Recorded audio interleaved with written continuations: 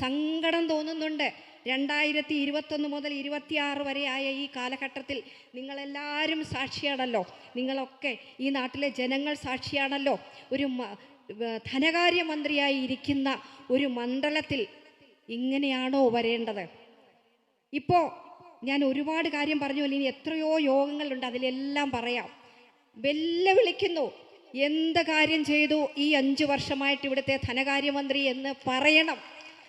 ചെട്ടിയാരഴികത്ത് പാലത്തിൻ്റെ ഒരു വീഡിയോ ഇട്ടിട്ടുണ്ട്, ഇപ്പം നിങ്ങൾ കണ്ടോ? ലജ്ജയില്ല എന്ന് നോക്കിയേ. ഇവിടുത്തെ ചാനലുകളിൽ മുഴുവൻ കഴിഞ്ഞ തവണ നിങ്ങളോടൊപ്പം നിന്നുകൊണ്ട് ഞാൻ പറഞ്ഞിട്ടില്ലേ, ചെട്ടിയാരഴികത്ത് പാലത്തിന് 10.46 കോടി രൂപ അന്ന് സുധാകരൻ മിനിസ്റ്റർ ഇരുന്നപ്പോൾ പോയി ഇടപെട്ട് വാങ്ങിച്ചു. അതിനു മുമ്പ് ഉമ്മൻചാണ്ടി ഗവൺമെൻറ്റിൻ്റെ കാലത്ത് മറ്റൊരു RIDF ഫണ്ട് ഉപയോഗിച്ചുകൊണ്ട് ബഹുമാനപ്പെട്ട MP ഉണ്ട്, അതുവഴി ഒരു വലിയ പരിശ്രമവും മണ്ണ് ടെസ്റ്റും ഒക്കെ നടത്തിയിരുന്നു. പക്ഷെ അതിലെ ഫണ്ട് വരാൻ പറ്റിയില്ല. പിന്നീട് ഞാൻ വീണ്ടും തുടർന്ന് വന്നു കഴിഞ്ഞപ്പോൾ തീർച്ചയായിട്ടും കിഫ്ബി പദ്ധതികൾ വന്നപ്പോൾ അതിനകത്ത് ഉൾപ്പെടുത്തിക്കൊണ്ട് ആ പാലം പൂർത്തീകരിച്ചതല്ലേ. ചെറിയൊരു മിനുക്കുപണി മാത്രമേ ഉണ്ടായിരുന്നുള്ളൂ. കോവിഡ് വന്നില്ലായിരുന്നെങ്കിലും, അന്ന് പെരുമാറ്റച്ചട്ടം വന്നില്ലായിരുന്നെങ്കിലും അന്നത് ഉദ്ഘാടനം ചെയ്യില്ലേ. ഇപ്പം അതൊരു വലിയ മേനി നടിച്ച് ഇനി ഓരോന്നോരോന്ന് എണ്ണി പറയും. എൻ്റെ മനസ്സിൽ 1 മുതൽ അവസാനം വരെ ചെയ്തിട്ടുള്ളതുണ്ട്. ഇത് വെറുതെ അല്ല, ഹാർഡ് വർക്ക് ചെയ്തിട്ടുണ്ടാക്കിയ കാര്യങ്ങളാണ്. ഞാൻ അക്കാഡമിക് ജീനിയസ് ഒന്നുമല്ല, ഞാൻ നിയമബിരുദാനന്തര ബിരുദം എടുത്തിട്ടുള്ളൊരു ചെറിയ ആളാണ്. അദ്ദേഹവും അത് തന്നെയായിരിക്കാം. ഞാൻ എന്തുകൊണ്ടാണിത് പറയുന്നതെന്ന് കൂടുതൽ വിശദീകരിക്കേണ്ടതില്ല. തീർച്ചയായിട്ടും നല്ല ഇടപെടലിലൂടെ ഏത് അധികാരം വന്നാലും സമയബന്ധിതമായിട്ട് മനുഷ്യന് നാട്ടിലേക്ക് ആവശ്യമുള്ള കാര്യങ്ങൾ എത്തിക്കണം. എനിക്കിപ്പോൾ ചിലപ്പോൾ തോന്നാറുണ്ട്, ഇവിടെ മുതുകാടിൻ്റെ വലിയ മാജിക്ക് വല്ലതും നടക്കുന്നുണ്ടോ എന്ന്. എന്തെന്നറിയോ, നേരത്തെ ആരോ ഇവിടെ സൂചിപ്പിച്ചല്ലോ, ഇവിടെ ബസ് സ്റ്റാൻഡ് വരുന്നു എന്ന്. ഇവിടുത്തെ ഒരു കൗൺസിലറുടെ ഉൾപ്പെടെ ഉള്ള വീഡിയോ നിങ്ങളൊന്ന് നോക്കിക്കോ. ഇവിടുത്തെ മീഡിയയിൽ കൂടെ വരുന്നുണ്ട്, കാണുന്നുണ്ട്. ഞാനും വിചാരിച്ചടാ, ഈ ഒരു 1-2 മാസം കൊണ്ട് എങ്ങനെയാണ് എയർപോർട്ട് പോലെ ഒരു ബസ് സ്റ്റാൻഡ് ആക്കുക എന്ന്. നിങ്ങൾക്കറിയാമോ, ഞാൻ കഴിഞ്ഞ തവണ, അതായത് കഴിഞ്ഞ സർക്കാരിൻ്റെ കാലത്ത് ജയിച്ചു വന്നപ്പോൾ ഈ കിഫ്ബി പദ്ധതികളൊക്കെ വന്നപ്പോൾ ഇവിടെ മുനിസിപ്പാലിറ്റി ആയത് UDF ഗവൺമെൻറ്റിൻ്റെ കാലത്താണ്. അന്നും ഞാൻ MLA ആയിരുന്നു. ഇവിടെ മുനിസിപ്പാലിറ്റി ആക്കി.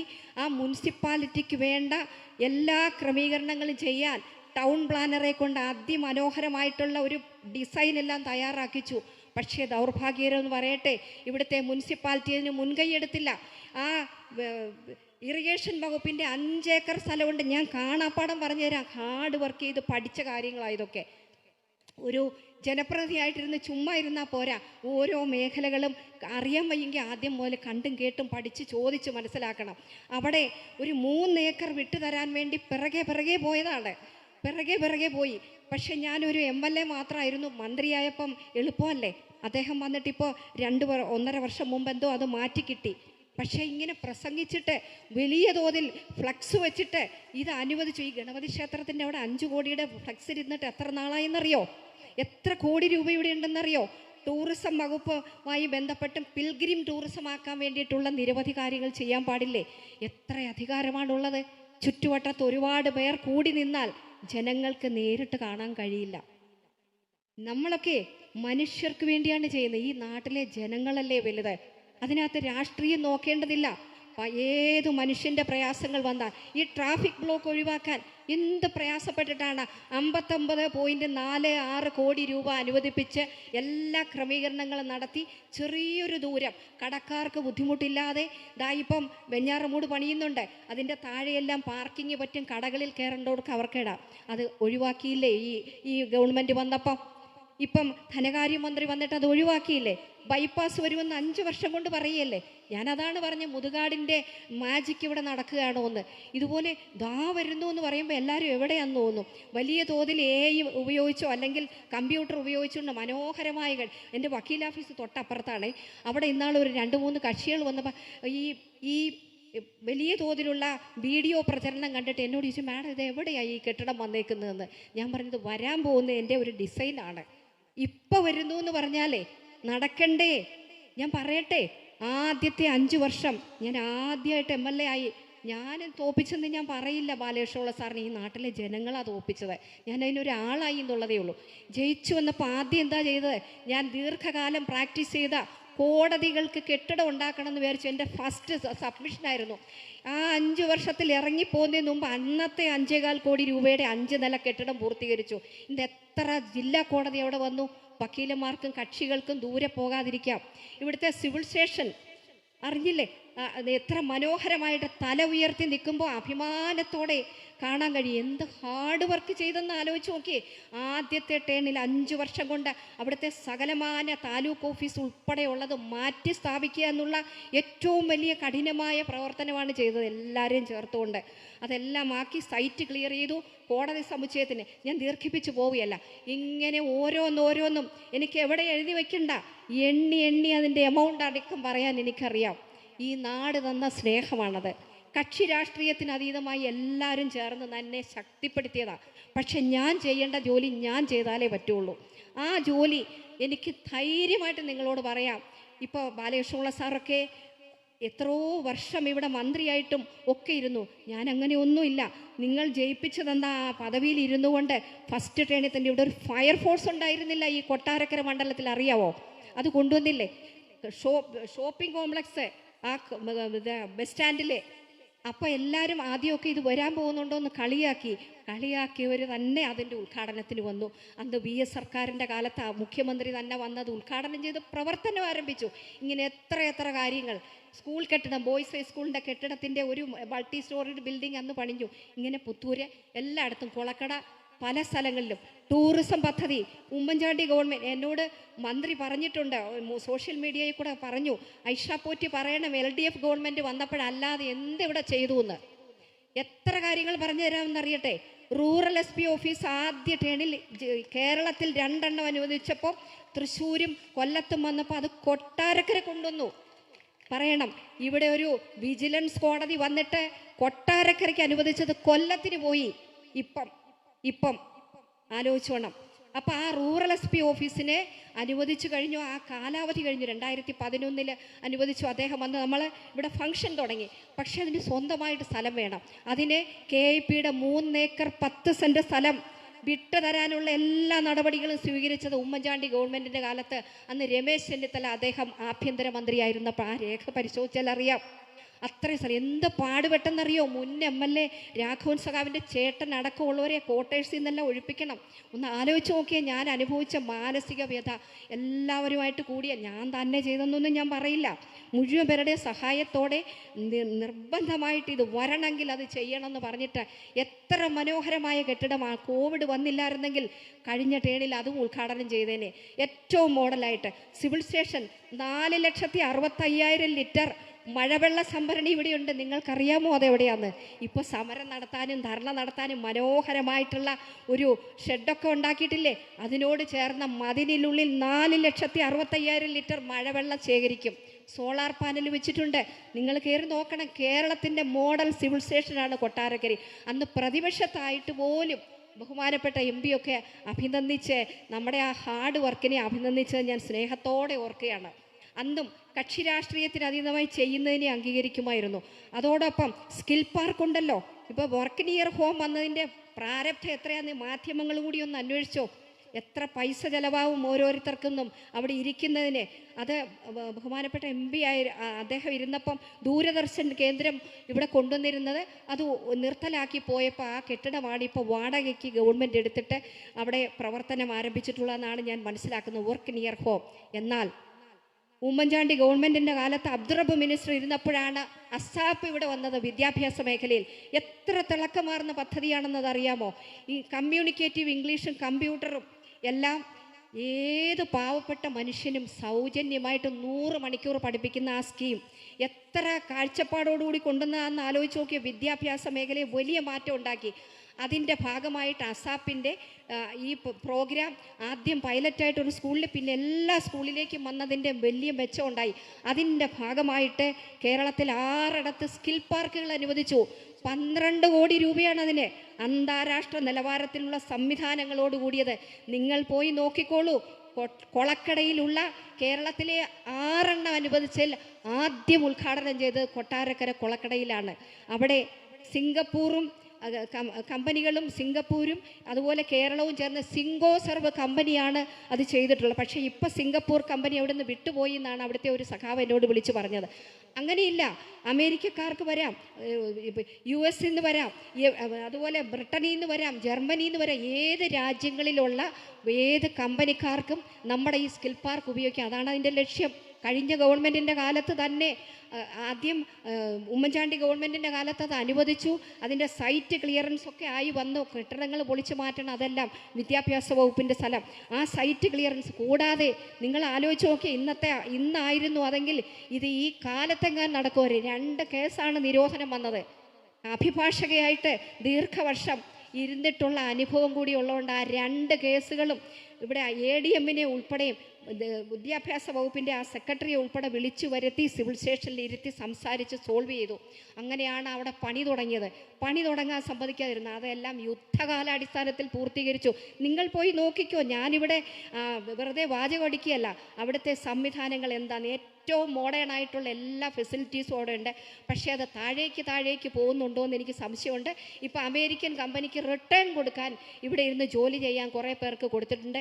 ഇതിനേക്കാൾ ഉപരി ഞാൻ ഇരുന്ന സമയം ഇറങ്ങുന്നതിന് മുമ്പ് തന്നെ എത്രയോ പേര് ക്യാമ്പസ് സെലക്ഷൻ കിട്ടിപ്പോയി. വിവിധങ്ങളായിട്ടുള്ള കോഴ്സുകൾ അവിടെ. ചെറിയ ഫീസുണ്ട്, പക്ഷേ സൗജന്യമാണ് SC ST വിഭാഗത്തിലുള്ളവർക്ക്. അതുപോലെ BPL-കാർക്ക് കൺസെഷനുണ്ട്. അത് എല്ലാം വെച്ചിട്ട് നല്ല രീതിയിൽ പഠിച്ച് അവരുടെ കുട്ടികളുടെ സ്കിൽ ഡെവലപ്പ് ചെയ്തിട്ട് അവർക്ക് പ്ലേസ്മെൻ്റ് ആകുക. ഈ സിവിൽ സ്റ്റേഷനിലുണ്ട് career development centre, skill park കൂടാതെ. അതും അന്ന് TP രാമകൃഷ്ണൻ മന്ത്രിയായിരുന്നപ്പം ഉദ്ഘാടനത്തിൻ്റെ ഡേറ്റ് തന്നപ്പോൾ എന്തോ കാര്യത്താ മാറ്റി വെച്ചപ്പോൾ ഞങ്ങൾ ഇറങ്ങിയിട്ടാണ് വന്നത്. അത് ബഹുമാനപ്പെട്ട ബാലഗോപാൽ മന്ത്രി വന്നു കഴിഞ്ഞിട്ടാണ് അതിൻ്റെ ഉദ്ഘാടനം. പക്ഷേ അന്നേ അത് പൂർത്തീകരിച്ചു.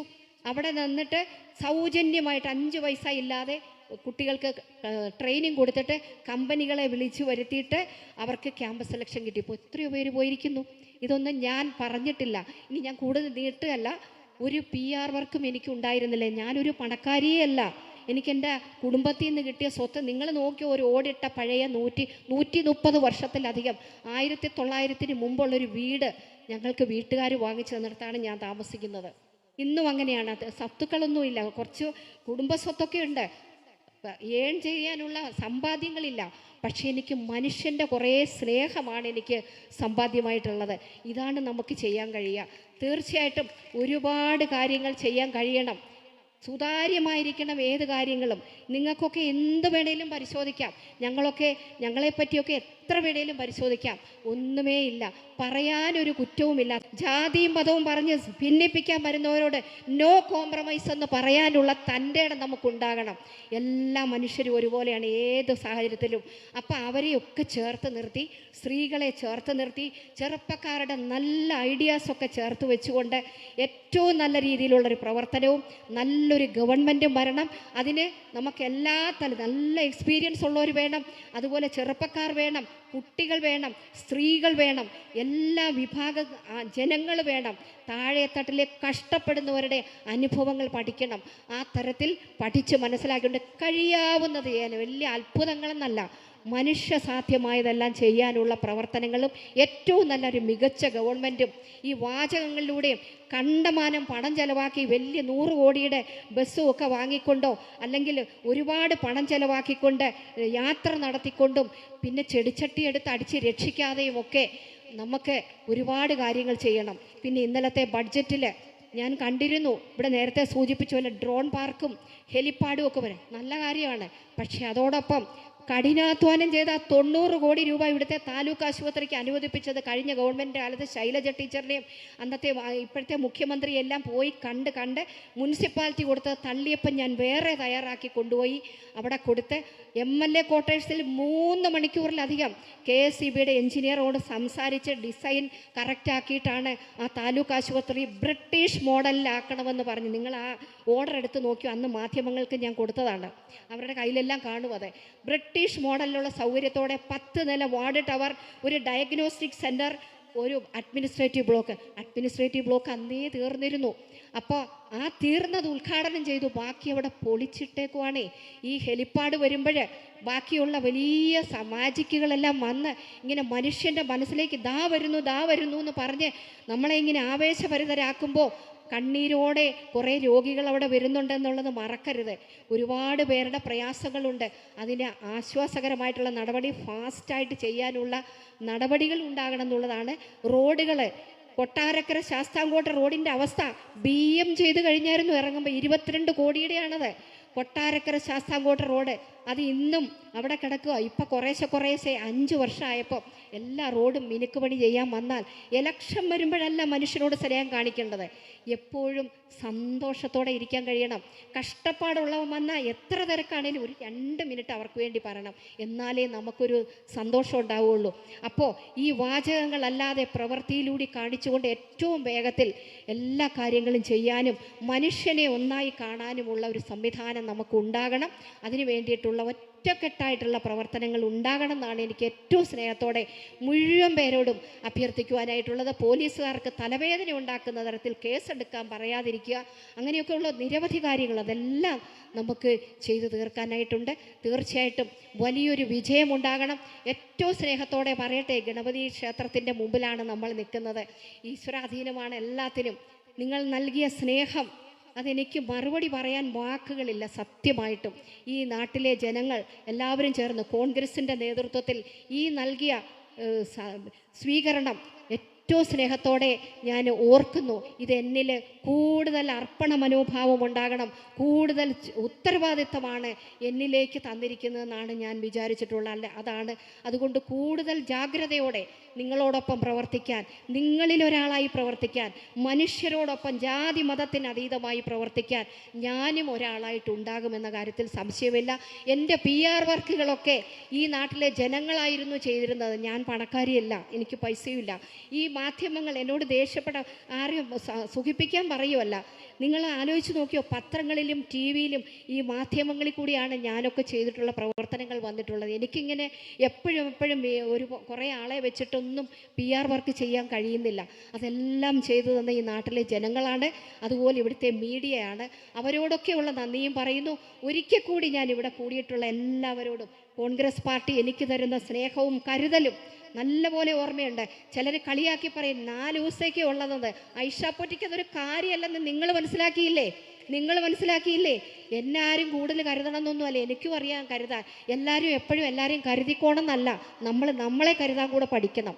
അതുകൊണ്ട് ഒരിക്കൽ കൂടി പറയുന്നു, മുഴുവൻ പേർക്കും നിറഞ്ഞ സ്നേഹത്തോടെ അഭിവാദ്യങ്ങളും നന്ദിയും അർപ്പിച്ചുകൊണ്ട് എൻ്റെ വാക്കുകൾ ഉപസംഹരിക്കുന്നു. നമസ്കാരം.